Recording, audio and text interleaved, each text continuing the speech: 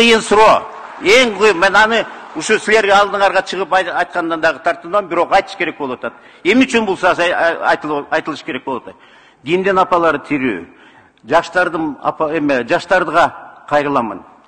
Диндин апалары болсо, кечээинки жогорку кеңеште айтылган сөздү энеңди дегенгечи кандай баа бериш керек болчу? Ал ошондо ошол айтып аткан киши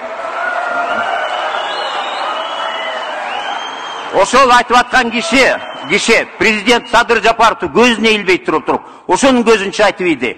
Ал айткан эметкенде дагы ошол жана трибуна, ошол элдин трибунасы, ошол трибунадан элге кайрыла турган сөздөрдү айтып иди. Ошон үчүн ошого дагы Рахмат. 3 мүнөттө